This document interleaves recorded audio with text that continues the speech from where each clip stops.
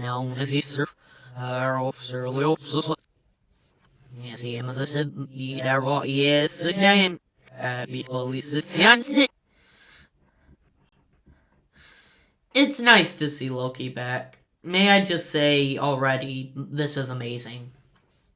Also, spoilers for season 1.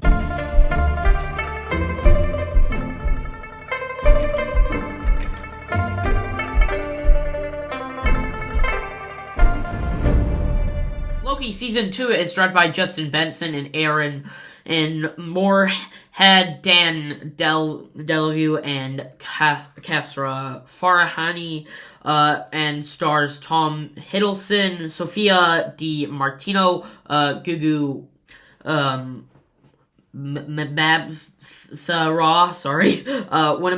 Winami Moscow, Eugene Cordio Dero, I suck, I'm sorry, Raphael Castle, Tara Strong, Kate Dickey, Liz Carr, Neil Elise with, Jonathan Majors, Ki-Hwa Kwan, and Owen Wilson. Tells a story when Loki Season 2 picks up in the aftermath of the shocking season finale, when Loki finds himself in a battle for the soul of the Time Variance Authority. Along with Mobius, Hunter B-15, and a team of new and returning characters, Loki navigates an ever-expanding and increasingly dangerous multiverse in search of Sylvie, Judge Renslayer, Miss Minutes, and the truth of what it means to possess free will and glorious purpose. Hello, you beautiful movie lovers. My name is Louie, aka Movie Phantom, and today we are talking about the brand new season of Loki, which had its final episode today. I have now finished the entire season, and oh my god, may I just say, I am kinda shocked, honestly. Overall, can I just say, I love this season. I'm just gonna get that all the way right now. This season is by far better than the first. I mean, genuinely, without a doubt, it is so much better. And, literally, every single thing is just amazing. First up, Tom Hiddleston is obviously just amazing as the character. He's great. And Owen Wilson, they just both have a chemistry, a dynamic that just really works, and I absolutely love them in it together, and in this season we definitely get more of them in it, and I absolutely loved every time both of them were on screen together.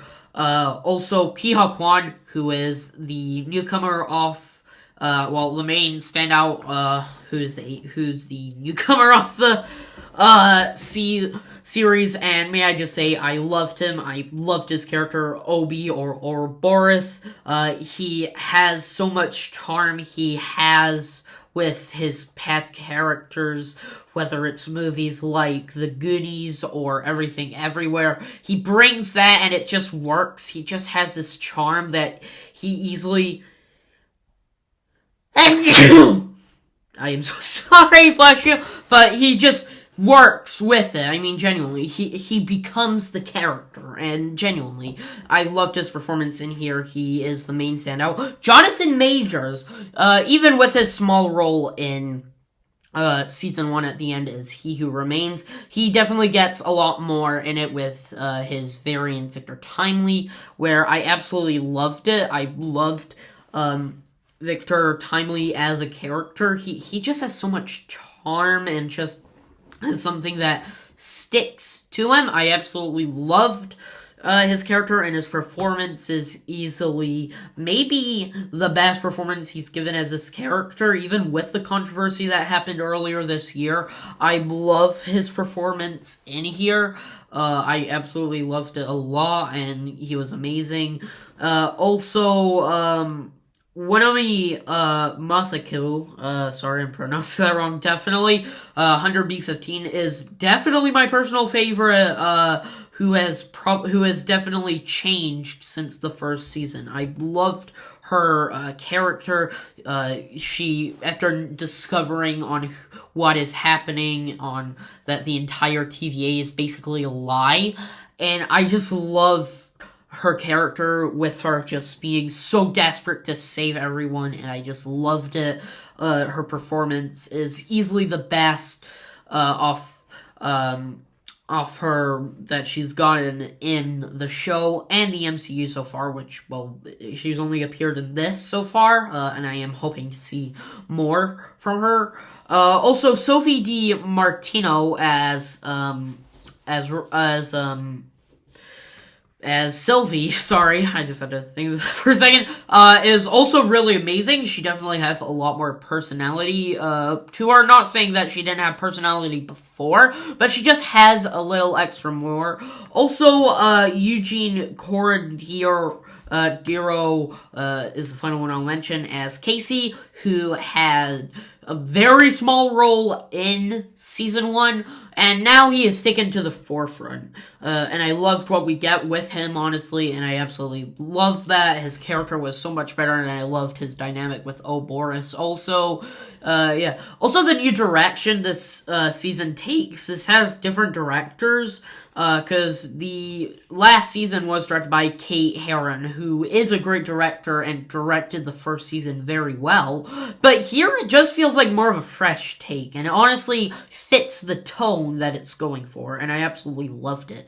It has more of a sci-fi mystery element. Not saying that the first season didn't have that, obviously, but it just really works in this, honestly. It just feels like it's more of a mystery show than sci-fi MCU stuff, and it really works in here. Also, can I just say, the bits and pieces we get on it with what is going on is set up perfectly. It sets up on what season 1 did, and it just really pays off, especially with the MCU as a whole, with some stuff that has been said. I'm not going to spoil it for you.